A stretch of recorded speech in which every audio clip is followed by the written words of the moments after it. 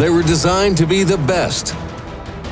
They met enemies face to face, endured tragedies, and enjoyed victories. They went down in history due to the bravery of their crews and deserve to be called Naval Legends.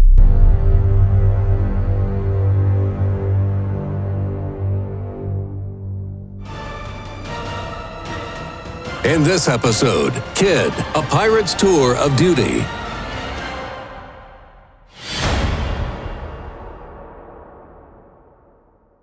My name is Tim Nesmith. I'm the ship superintendent for the USS Kidd, DD 661.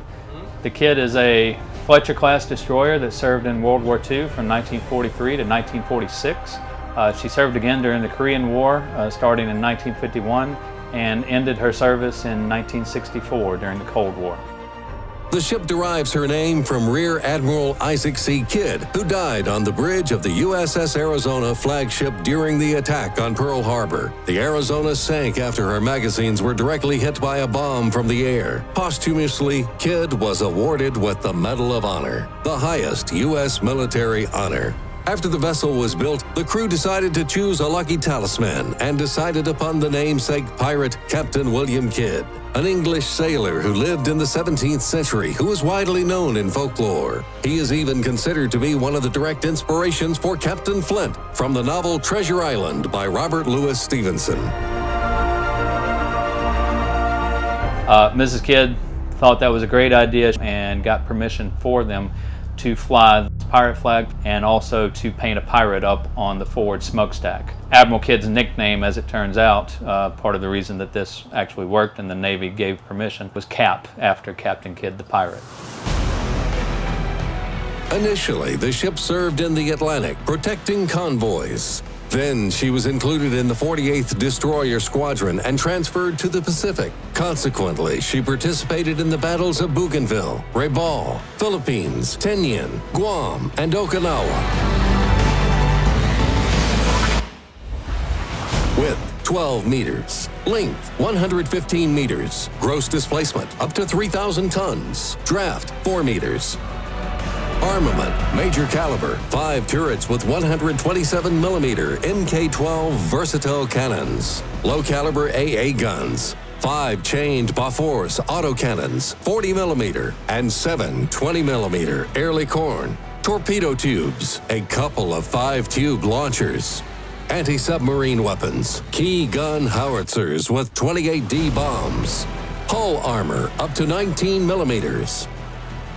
Propulsion, 60,000 shp, with speed up to 38 knots, and range of 6,500 nmi. People of a certain age could be pulled into military service, came from all walks of life. They might have entered the Navy without any particular skill.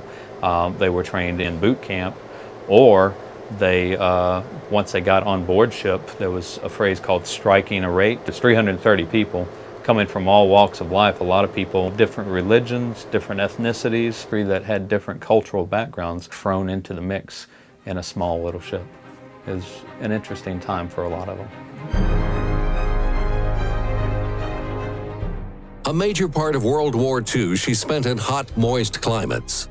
The crew had a really hard time, facing temperatures up to 35 to 40 degrees Celsius, and even hotter inside the hull.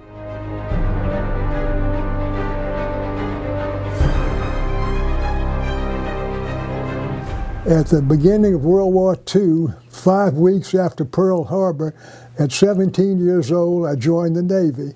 I went through training center in San Diego and wound up in Pearl Harbor, Hawaii, on the salvage crew, salvaging the sunken ships that were sunk during the Jap attack on December the 7th, 1941. I worked for 60 days without stopping, 10 to 12 hours a day, cleaning up, removing ammunition, standing by while they picked up bodies. They never did let us young boys fool with the bodies, thankfully.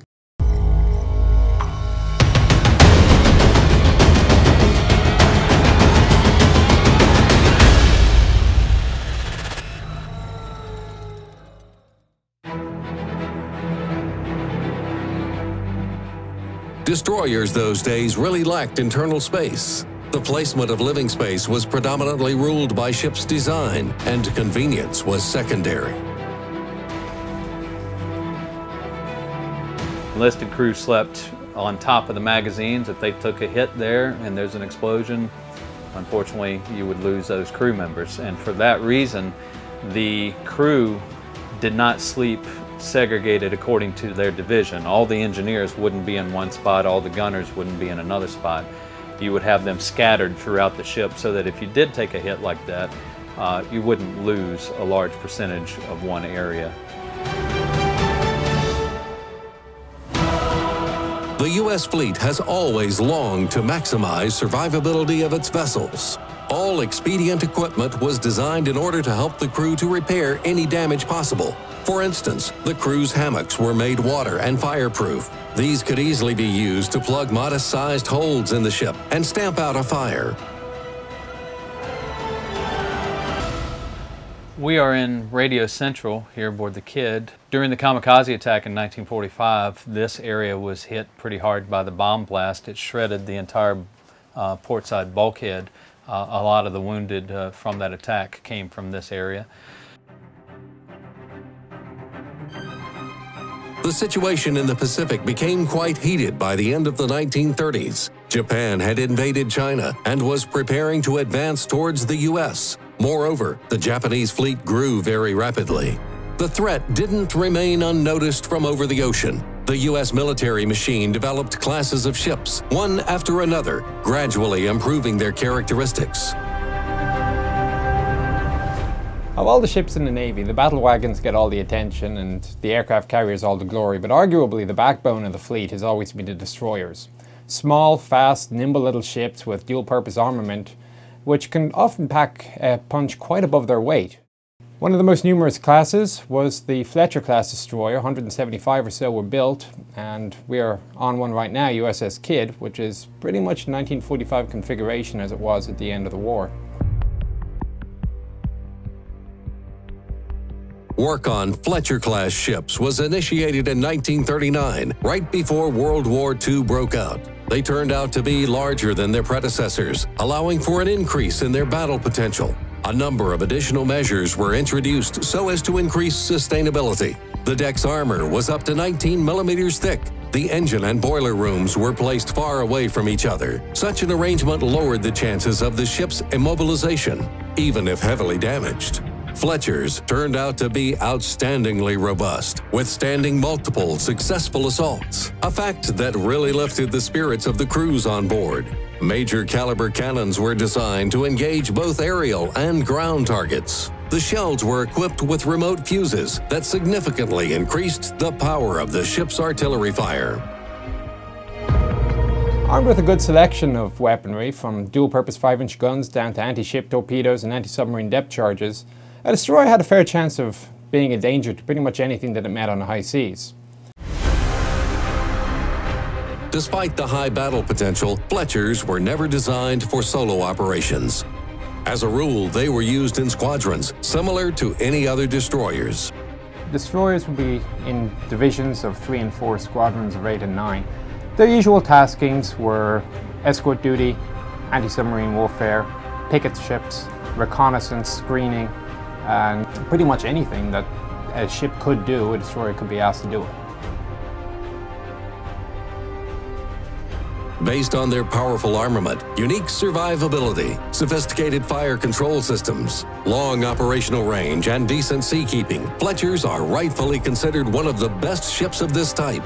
Of course, along with many other classes of ships, they also had their fair share of casualties during the war. There were 25 Fletcher-class destroyers that were sunk during World War II. Japanese kamikaze tactics became their major headache. The ships were quite an easy target, patrolling far away from major forces. And it was April 1945 that our Pacific pirate first encountered kamikaze pilots. Kidd was patrolling in a group of 4 destroyers when a couple of aircraft were spotted in the skies, seemingly having a dogfight with one another. Perplexed to have detected an Allied plane, the ships ceased fire and kept observing. Only when the couple started to descend, the crews realized that it was a trap set by a kamikaze. One of the planes was shot down, but the other one hit the USS Kidd's deck. Almost a third of the crew was incapacitated, 38 killed, 45 wounded. The chief mechanic was boiled alive in the ship's boiler rooms. The ship's doctor was caught by a bomb fragment and lost his eye, making him unable to fulfill his duty. He was carrying a camera that he used to shoot the battle. After the explosion, its film was mostly burned, except for the fragment displaying the kamikaze plane directly before the impact. As a young boy, and all the young boys were put in the most dangerous, dirtiest jobs.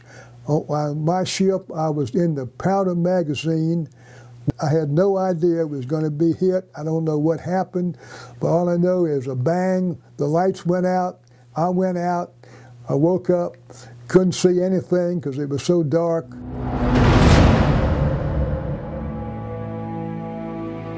Despite all these casualties, the Kidd managed to move away for repairs under her own steam. This surely outlines the outstanding construction of Fletchers and the high skill of the crews aboard. However, this was the end of World War II for the USS Kidd. Later, she would participate in the Korean War, supporting ground force with her cannons. During her service years, the USS Kidd was awarded with 12 battle stars, 8 during World War II, and the rest in the Korean events. The ship also participated in numerous landing operations across the Pacific Ocean islands, repelled aerial attacks of the Japanese, and even scored a film role in Run Silent, Run Deep, a movie dedicated to U.S. submarines. In 1964, after 20 years of service, the destroyer, now inferior in certain parameters, was finally decommissioned. Nevertheless, a lucky fate saved the pirate ship from the dock cutters, as it was decided to leave her among 3 Fletchers set to be renovated and turned into floating museums. She's been brought here to Baton Rouge as a memorial for the state's veterans and for destroyer and Navy veterans all around the country, and is rated one of the most accurate historical ships in the historic fleet, which spans about 5 continents. The name USS Kidd now belongs to the new Arleigh Burke class of ship. This old pirate may now sleep well. Her flag is in reliable hands.